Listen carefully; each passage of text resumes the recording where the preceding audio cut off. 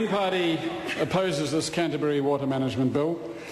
This bill, we believe, will come to mark an historic occasion. It will live on in infamy in the annals of this Parliament. Last week in general debate, I advanced a critique of the Creech report and its recommendations. I do not wish to repeat those criticisms. Suffice to say tonight that this report was politically driven and not politically informed and failed basic standards of organisational and managerial professionalism. In particular, the statutory arrangements in this country impose 5 functions on regional councils. They are resource management, biosecurity control, river management, land transport and civil defence. The Creech report focused excessively, almost exclusively, on one part of one of those functions and condemned the council to death. But that is already history. What we are addressing tonight is the response of the government to that report and to the Canterbury water situation. And in a more fundamental manner, what we face here is the relationship between central government and local government and what that means for democracy in this country. So this is not a light matter. It has to do with 2 fundamental issues: economic growth on the one hand and good governance on the other. The stated problem, as advanced by the Minister in introducing the bill, is, quote, the long-standing systemic issue in regional governance. Intervention, said the Minister, can only occur if there is serious failure. And he said this has occurred. So what does it do? It abolishes the elected council, establishes a new appointed council, commission, and gives that unelected body extra powers. That is a classic example of shifting the goalposts. We condemn a democratic body for alleged ineptitude that derives from weakness in the powers granted to it. Then we set up an undemocratic body and granted the powers its democratic predecessor had always needed. That is not only devious, it is dangerous to this nation's constitutional health. Mr. Speaker, we need to be careful in this country because our constitutional integrity is quite fragile compared to most other countries. We have no codified constitution. We have no upper house. We do not have a clear separation of national powers. We have no federal division of authority, but rather a strong centralised government.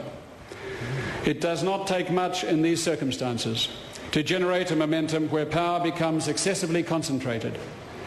We can all remember a New Zealand government not so long ago that was described as an elected dictatorship. Jim Anderton said in this debate that he had never, in all his time in this House, over a quarter century, seen anything like this. Stamping out the tender plant that is local democracy can be done even with the best of intentions. This government believes it is doing the right thing, as Jackie Dean said earlier today.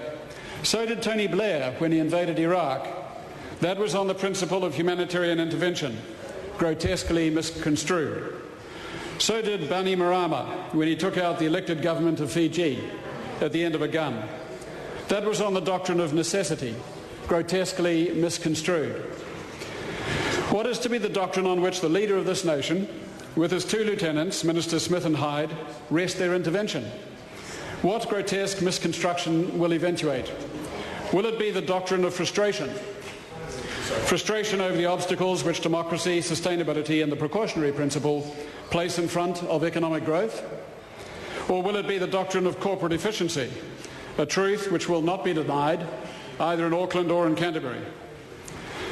And if it is the latter, how many regional councils will go under the guillotine for alleged inefficiency before this government and its supporters are satiated? ECAN came in last out of an alleged 84 in the most recent regional survey. In fact, that is misleading.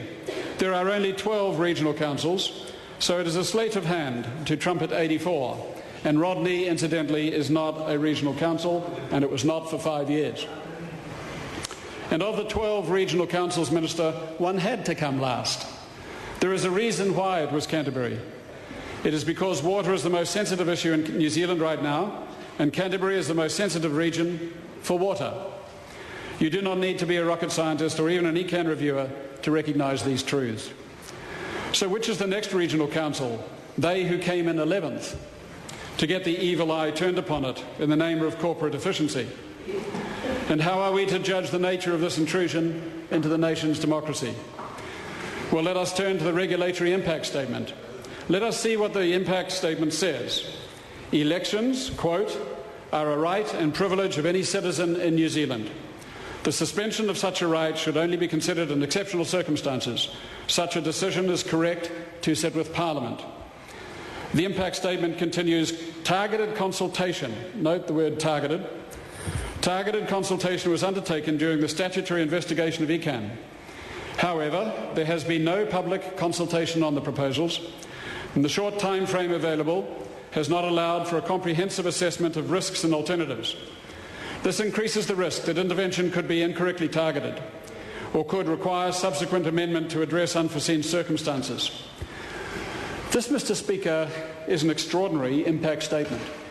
It is prepared by the Ministry for the Environment.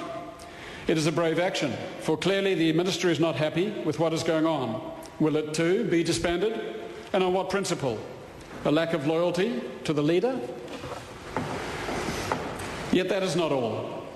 Because the Minister proposes to proceed under urgency, this, says the impact statement, quote, alongside the proposal to limit appeal rights on decisions made by commissioners, potentially alienates Canterbury ratepayers and the general public from decisions made on natural resources in the Canterbury region. This raises equity and access to justice issues. Mr. Speaker, this is perhaps, as Jim Anderton says, an unprecedented situation. Here we have a situation in which a government department is fighting to defend the principles of democracy and natural justice that is historically and constitutionally the responsibility of central government to defend. But it is central government that is stamping it out. The ratepayers and the general public of my province are being alienated from decisions made over their natural resources, raising issues of equity and justice. This, Mr. Speaker, is the kind of thing citizens tend to rebel against. Well, there is news for the ministers, and also their leader, Mr. Key, who appears to be losing his footing. The ratepayers and the general public of Canterbury have taken roughly 2 hours to get their act together in the face of this threat to their natural rights. A group of Canterbury citizens are organising already to picket tomorrow the offices of 4 national MPs in Canterbury, MPs Brownlee, Carter, Wagner and Adams, and they will leave this letter at their doors. It reads as follows, quote, no taxation without representation. An open letter to Canterbury national MPs.